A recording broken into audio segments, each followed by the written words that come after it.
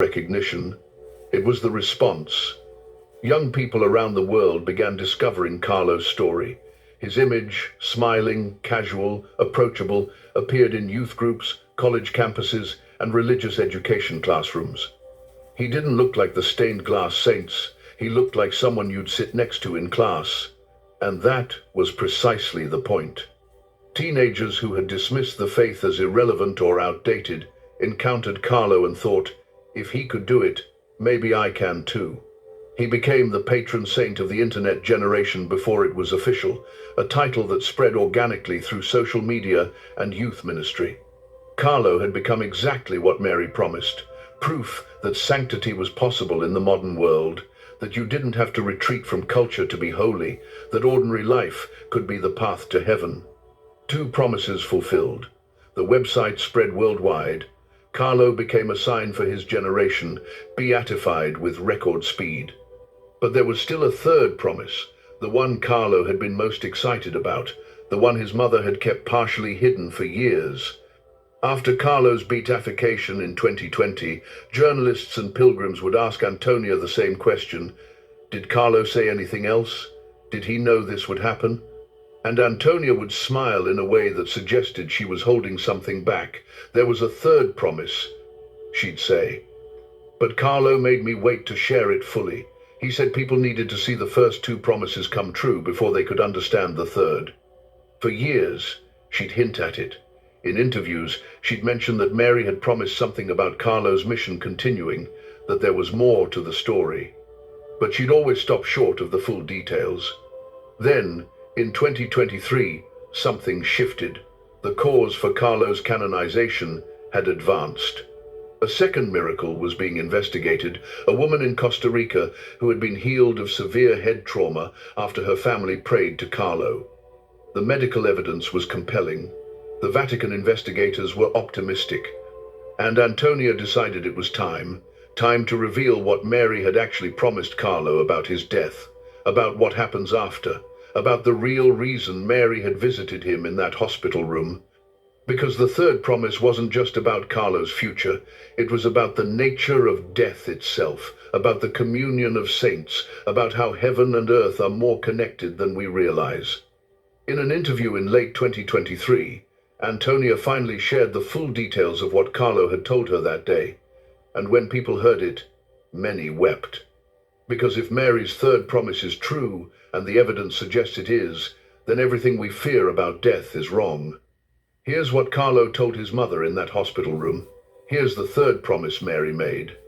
He would continue his mission from heaven, but with more power than he ever had on earth. That part Antonia had shared before.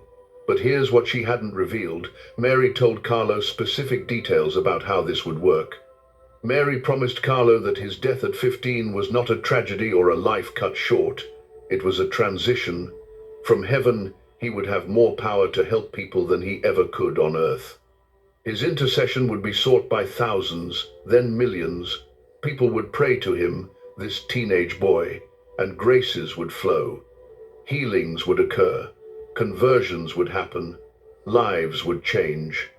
But then Mary said something that Carlo told only his mother, something Antonia kept private until recently. Mary told Carlo that she, personally, would make sure his intercession was effective, that she would stand beside him in heaven and bring every prayer offered through Carlo directly to her son. That Carlo would become one of her special instruments, not because he was more holy than other saints, but because his youth, his modernity, his relatability would reach people who felt distant from the traditional saints. And Mary promised something else, something that made Carlo's eyes fill with tears in that hospital bed. She told him, "You will save more souls from heaven in your first year than you could have saved in 100 years on earth. Your death is not the end of your mission. It's when your real mission begins. And I will be there with you, bringing your intercessions to my son, watching as lives are changed by your prayers." Mary essentially promised Carlo that dying young wasn't a loss. It was a promotion. That heaven isn't retirement for the faithful. It's when the work truly begins. Carlo looked at his mother after sharing this and said, "Mama, I'm not sad anymore. I'm excited. She showed me what I'll be able to do, the people I'll help. It's so much more than I could do here. Antonia didn't fully understand it then. How could she? Her son was dying, but she held on to the promise, and then she watched it come true. Since Carlo's beatification in 2020, the testimonies of graces received through his intercession have poured in from every continent. His tomb in Assisi, in the Sanctuary of Renunciation, has become one of the most visited pilgrimage sites in Italy, but these aren't typical pilgrims. Many are young teenagers, college students, young adults. They come wearing jeans and carrying smartphones, just like Carlo did. And they come with prayers, desperate prayers, the kind of prayers young people bring when they feel like no one else understands. Reports of healings, conversions, answered prayers, and moments of clarity in times of darkness flood in weekly. The second miracle that led to Carlo's canonization was verified. A woman in Costa Rica with life-threatening head trauma was healed after her mother prayed to Carlo. The medical records showed injuries incompatible with recovery, yet she recovered completely. On September 7th, 2025, Carlo Acutis was canonized. Saint Carlo Acutis. A 15-year-old who died in 2006 became a saint in less than 20 years, one of the fastest canonizations in modern church history. Just as Mary had promised, the church will move quickly. But the numbers only tell part of the story. The deeper fulfillment of Mary's third promise is in the individual lives touched by Carlo's intercession. There's the story of a teenager in the United States who was planning suicide. He'd lost faith, felt purposeless, and decided to end his life on a specific date. Days before, a friend randomly sent him an article about Carlo Acutis. He read it, learned about this teenager who had found such purpose in faith, and something shifted. He didn't go through with his plan. Today, he credits Carlo's intercession with saving his life. He's now studying for the priesthood. There's the mother in the Philippines whose teenage daughter was killed in an accident. She was drowning in grief, unable to function. Someone gave her a prayer card with Carlo's image. She began praying to him, asking him to help her understand why God would take her child so young. She says Carlo's intercession brought her peace, not answers, but peace. The ability to continue living despite the loss.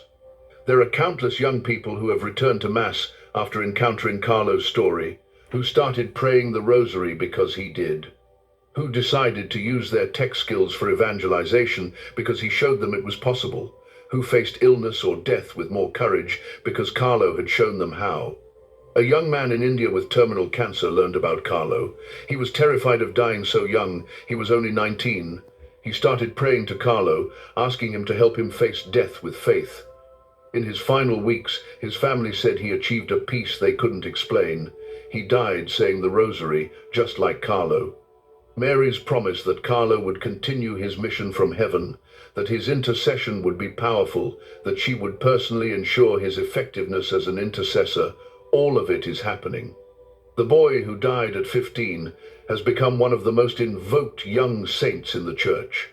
And here's the most remarkable part. Antonia says it's accelerating. Since his canonization, the reports have multiplied.